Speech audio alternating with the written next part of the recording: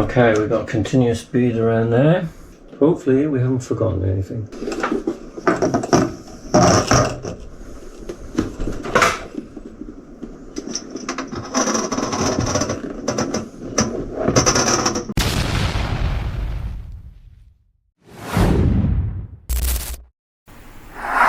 Welcome back to my channel, guys. There's a bit of a short footage of me installing the last bits of timber in the support structure of my false floor. Unfortunately, as you know, I've lost a lot of material through faulty SIM cards, and this is me finalizing the last bits of timber that go underneath the false floor itself.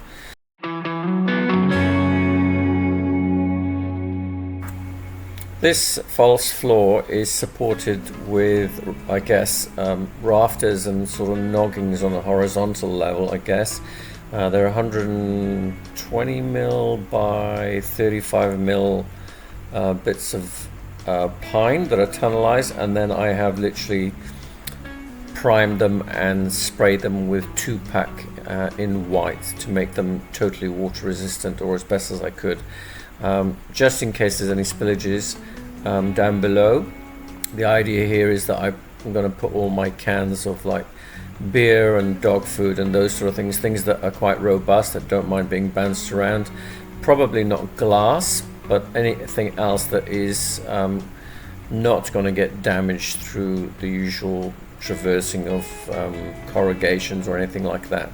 And the idea is it just increases the levels of stock of food and any other bits and pieces that I might need along my journeys. It does look a bit higgledy-piggledy and complicated, but the idea behind that is that it's supporting 5 access hatches throughout the floor.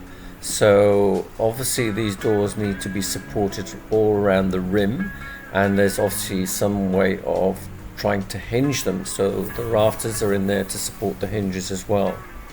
I basically glued and Sikaflexed all the beams in onto the fiberglass composite panels, and then like you can see there, the noggings that go across will basically support the gaps between the various doors or hatches that are going to close onto that timber frame.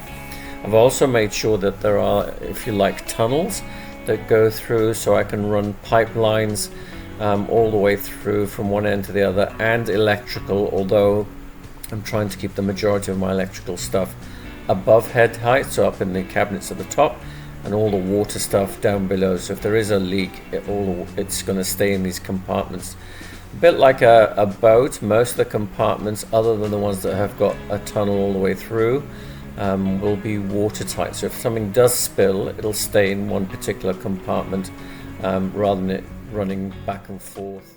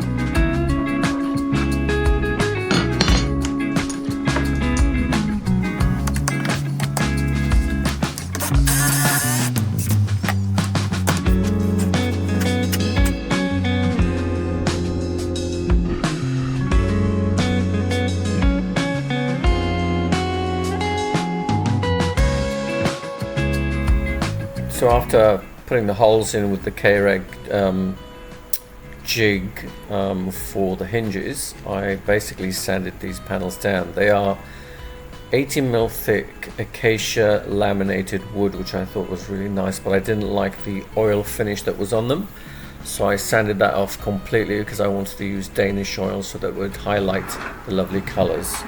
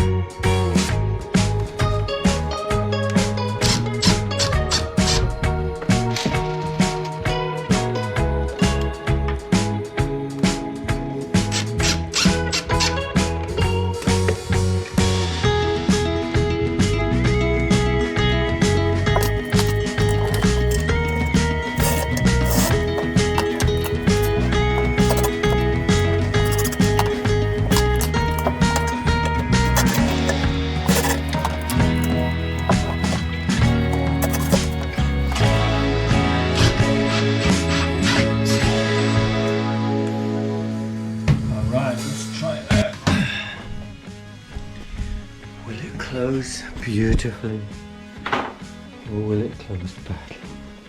So I put a little bit of a blade here of Stanley blade, just as a shoe.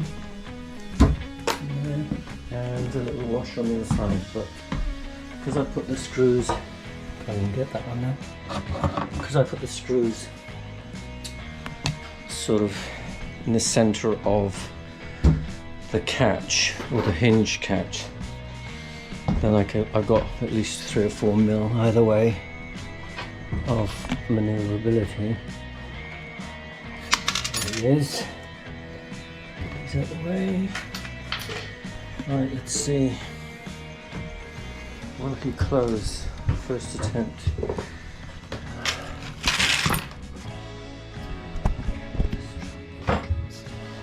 Right, he's a bit loose.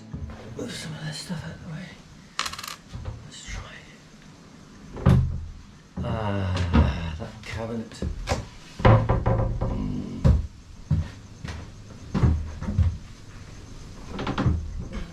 Just in time.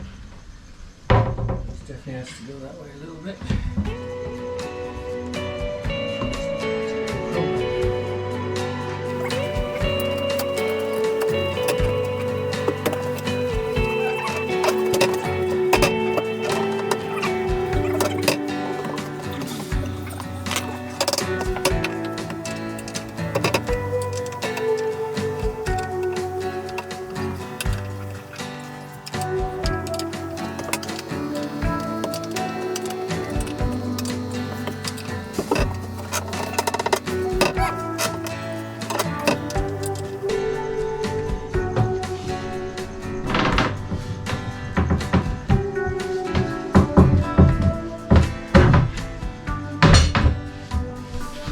Forced it to see how much we have to lose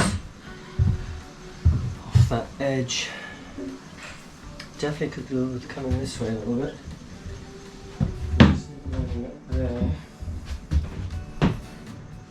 Yes, I'm going to get away with it. Hopefully we can open it again.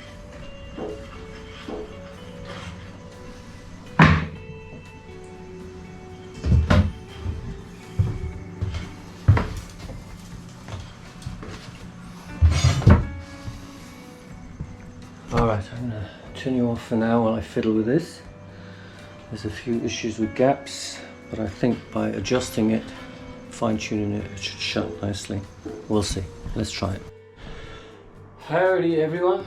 We're in the truck and something I've been neglecting for a while, and that's the diesel heater. So here it is.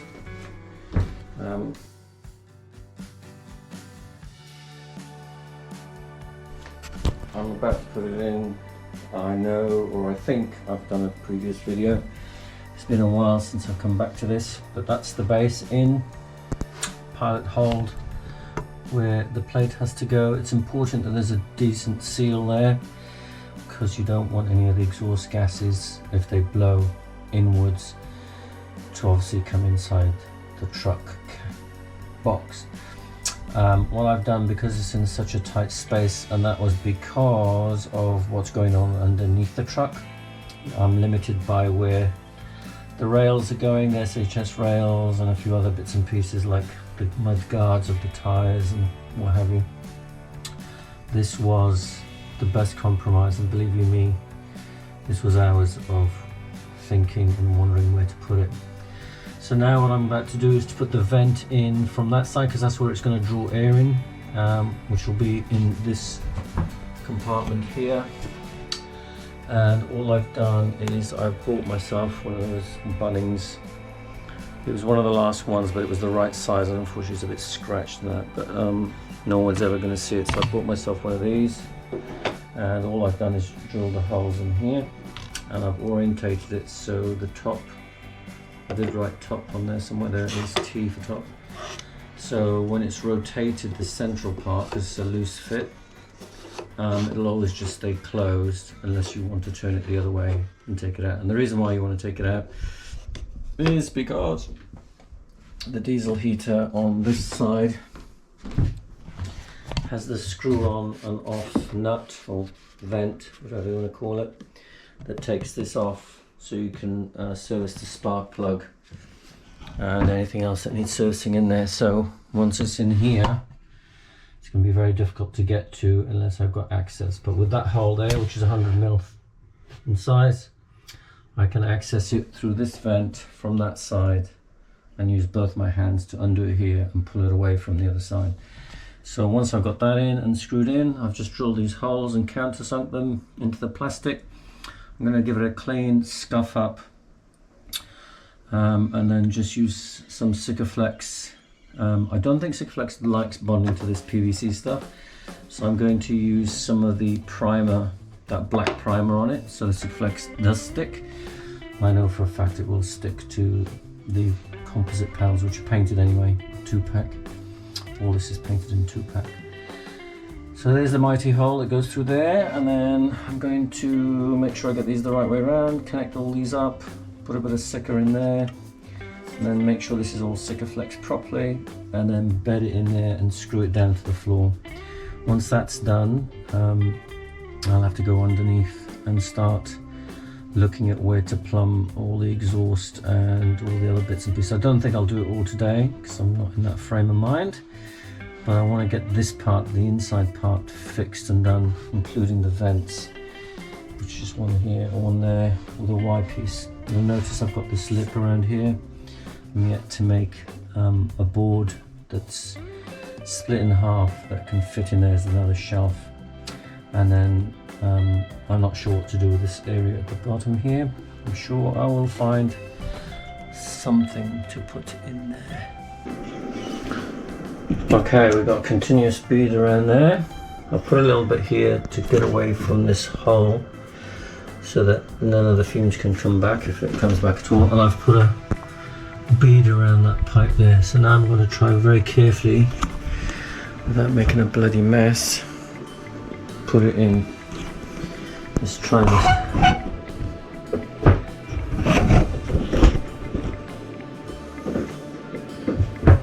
Hopefully we haven't forgotten anything. Don't think we have, but you never know. Double check everything's good. Right.